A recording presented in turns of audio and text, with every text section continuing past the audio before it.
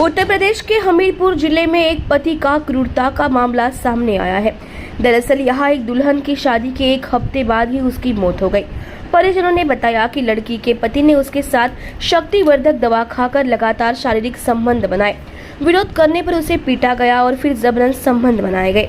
परिजनों के मुताबिक नई नवेली दुल्हन की हालत ऐसी हो गई कि जैसे उसके साथ गैंगरेप किया गया हो, जिसके चलते उसके प्राइवेट पार्ट में घाव हो गए और इन्फेक्शन हो गया। ये इन्फेक्शन पूरी बॉडी में फैल गया और कानपुर में इलाज के दौरान दुल्हन की मौत हो गई।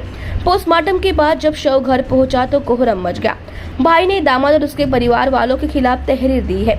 मामला हमीरपुर नगर के एक मोहल्ले का है। दरअसल नगर के मोहल्ले में रहने वाले सरकारी कर्मचारी ने अपने बहन की शादी उरई के राजेंद्र नगर के रहने वाले सॉफ्टवेयर इंजीनियर के साथ तय की थी।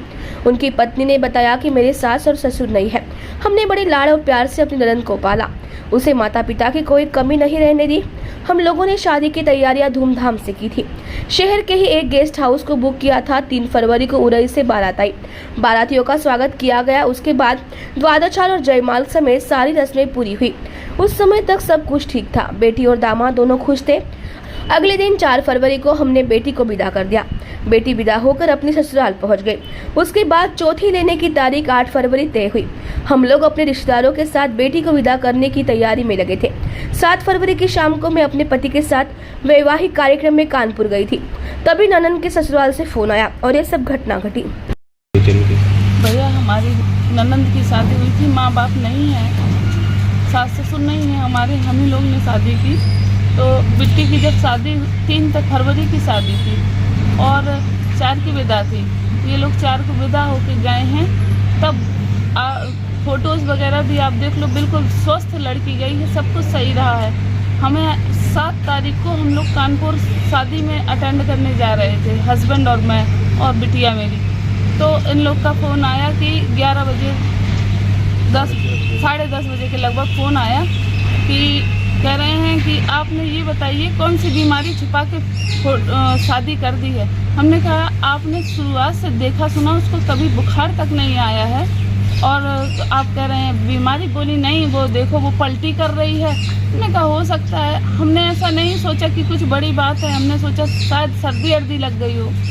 तो इन्होंने स्वयं नहीं दिखाया वहाँ पे कि स्वयं गए हो, स्वयं इनको एडमिट कराना चाहिए। हमको फ़ोन करके भेज रहे हैं। तो हम शादी अटेंड ना करके सीधे उरई चले गए। कानपुर से उरई पहुँचे। उरई पहुँच के तुरंत लड़की को लाके हमने विमल नर्सिंग होम सर्वोदय नगर में एडमिट कराया।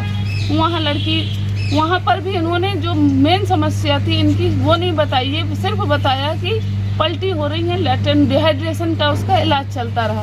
डिहाइड्रेशन के इलाज के बाद उसको समस्या दूसरी थी। इन्होंने जो दामाद था वो भी था साथ में, लड़की का हस्बैंड वो भी था, तो उसने भी नहीं बताया। लड़की ने शर्मवश नहीं बताया कि समस्या क्या है। और जब थोड़ा सा पलटी उसमें आराम लग गया, ये हुआ कि घर में बच्चे अकेले, यहाँ पे मेरे घर पे कोई नहीं था। तब हम लोग आए तो वहाँ आराम लग गया था, आ गए। ये हुआ कि जो दवा है यहाँ देते जाएंगे, उन्हीं के प्रिस्क्रिप्शन के थ्रू उन्होंने दवा पूरी दी कि आप तीन खुराक दवा थी, आप आराम लग जाएगा। जब आराम नहीं लगा तब मैंने लड़की को जोरवश पूछा कि क्या समस्या है।